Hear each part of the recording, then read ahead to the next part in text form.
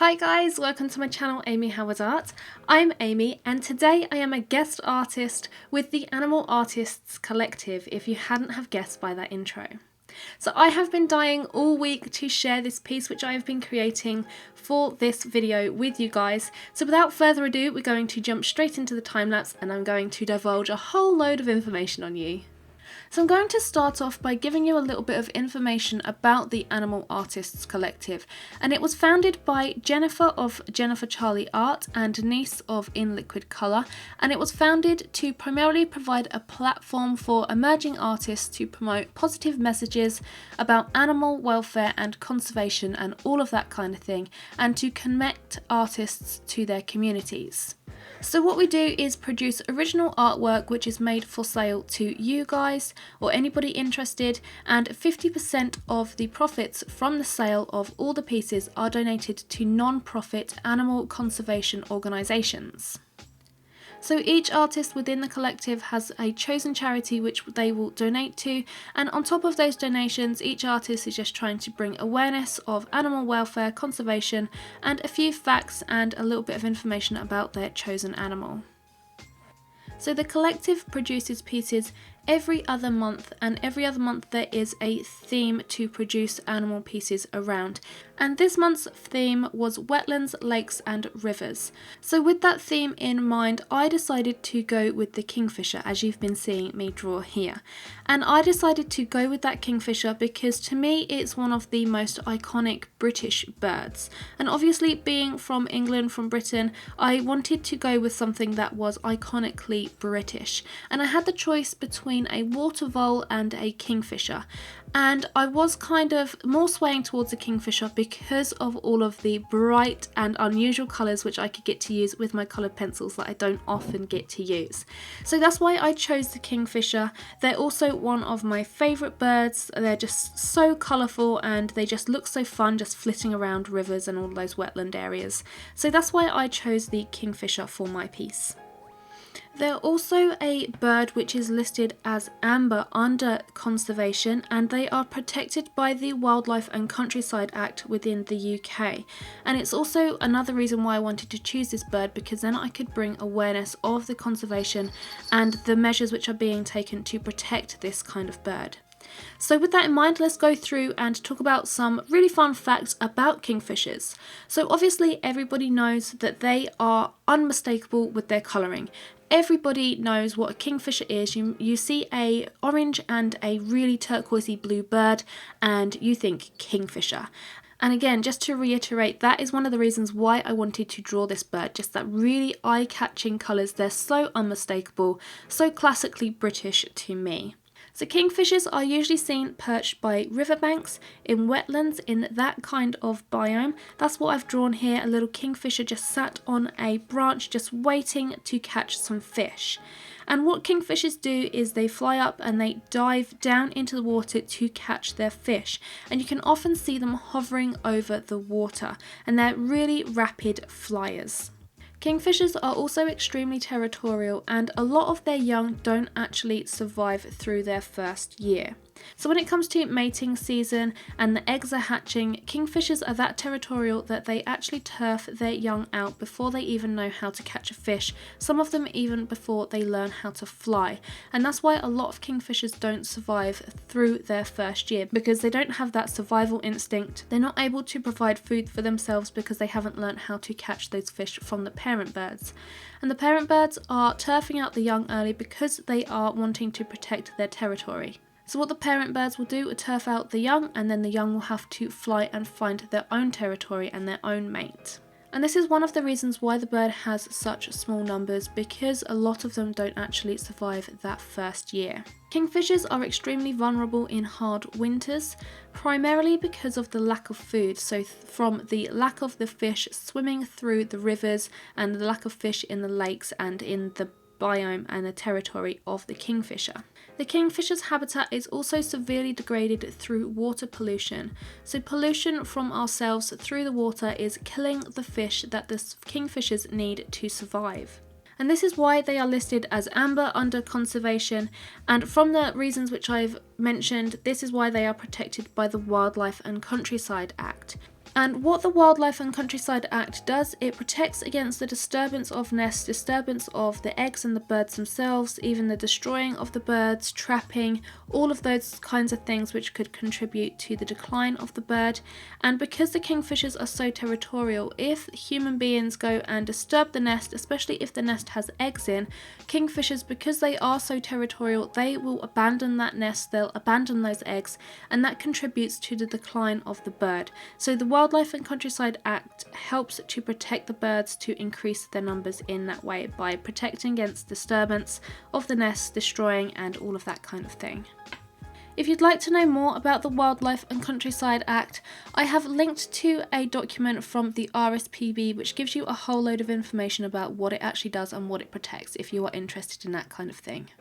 So with all of those facts about the conservation efforts and the decline of the bird, this is where my piece comes in, because I really want to bring attention that this bird is in decline and it is protected, and we need to sort of do everything we can so that we can increase the numbers of these really magnificent, beautiful birds. So I'm going to tell you a little bit about my piece now, and obviously my piece is created with my favourite medium, using those coloured pencils, and I used a mixture of the Faber-Castell Polychromos and the Caran d'Ache Luminance coloured pencils for this piece, and they really work hand in hand so well. So I was really excited about this piece because I was able to use some really bright, vibrant blues and some of those really vibrant oranges, which I rarely get to use. So I was really excited when this topic came up. I kind of knew what I wanted to do, and I was so excited that I got to draw one of these beautiful birds, because this is the second time that I am actually drawing one of these. So I used a fantastic reference photo from the lovely Julie Hunt for this. I will link to her Facebook page in my description as well. And when I saw this picture, I asked Julie for a load, and when I saw this one, I immediately knew that I wanted to draw this one because it captures the essence of the waiting kingfisher. So he's waiting by his riverside in his little territory. He's waiting for the perfect fish to come along, and then he's going to fly up and he's going to catch it. And to me, this image really spoke to me because you've got the branch, you've got that symbolism of him waiting, and he's just really poised and really sharply waiting for his catch. This also spoke to me as well because I wanted again to tackle the bark and the moss, and I really enjoy those parts of a drawing because it's so different from drawing fur or feathers. It's a really different texture, and it really challenges my brain to be able to draw those kinds of textures. So I was really excited to be able to add that element to this piece as well. So I used my usual techniques with this one. I just always make sure that I use extremely light layering for my pieces, just layer upon layer, just really slowly building the colours to get these really vibrant, rich colours. And instead of going through and using any solvent or anything like that, I wanted to go through and use that burnishing method. For me personally, using a burnishing method with colour pencils yields the best results. I really prefer the look of a burnished piece over a solvent blended piece. Also, just thinking about it now, if I had used solvent on this, it would kind of be a little bit ironic because I'm talking about conservation and everything, and solvent is really harmful to the environment, especially if you get it in waterways, which could contribute to the pollution and the decline of this bird. So I'm really glad that I did decide to go with a burnishing method on this and not use that harmful solvent. So I'm not going to talk too much about the methods and everything that I kind of use within this piece because I am creating a tutorial with this piece which will be available up on YouTube next week. So if you want to listen to a tutorial of this beautiful bird, then that will be available for you next week. So instead I'm just going to tell you about the area which I really enjoyed working on, and strangely for me this was the part underneath the wings, so the bit by the feet where the sort of back of the bird is kind of connecting with the branch. For some reason I really enjoyed drawing that bit, and I cannot for the life of me understand why, because it's probably the most boring, uneventful piece and area of the bird, but I really enjoyed drawing that bit, and I'm really pleased with how the shading and how the form of the bird looks underneath that area. I also really enjoyed going through the breast of the bird, so creating that really kind of light area on the breast, and then you've got some shading and that really vibrant orange. I did just in general enjoy drawing the whole kingfisher, but those two areas really I just really enjoyed for some reason. No idea why, but those are the areas which I enjoyed drawing most. It was really challenging for me to create the effect of the feathers on the head of the bird. You've got those really light feathers and then you've got those really dark areas as well. So it was really challenging to just try and map out all of those dark areas and really get those really bright blue highlighted areas on the head to really pop out. That was one of the most challenging areas on this piece, and similarly through the wing as well. That was one of the more challenging areas of this piece. And in actual fact, there's a lot of grey that goes into these blue areas. So on first looking at the reference picture, it looked like I might have had to use quite a lot of bright blues, but in actual fact I ended up using quite a lot of dull kind of grey blues to try and bring the shadow and the right effect to the feathers.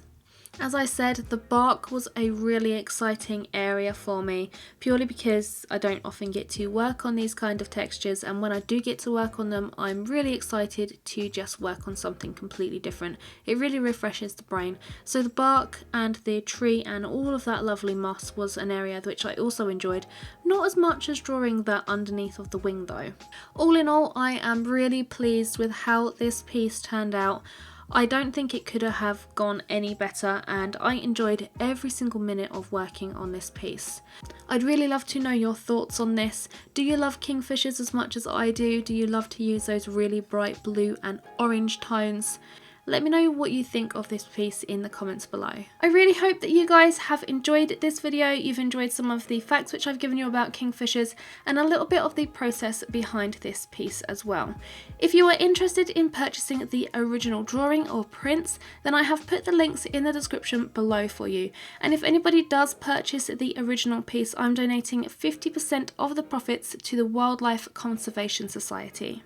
And I've put a link to that charity so you can find a little bit more information about that as well. I highly recommend that you go and check out some of the other artists' work within this collective. I've put their channel links in the description below for you as well, and I've also linked the Facebook, Instagram and Twitter pages so you can go and check those out. And if you follow the link down below to the Facebook page, then you can vote on the next topic as well, so go and check that out. As always, thank you guys so much for watching this video. If you've liked it, make sure you give it a big thumbs up. And if you're new around here and you want to see more art tutorials and art advice and other videos like this, then make sure you hit that subscribe button and tick that bell icon as well to be notified of all my future videos. And I have popped some more videos which I think you're going to enjoy just over there. And I will see you in the next video. Bye!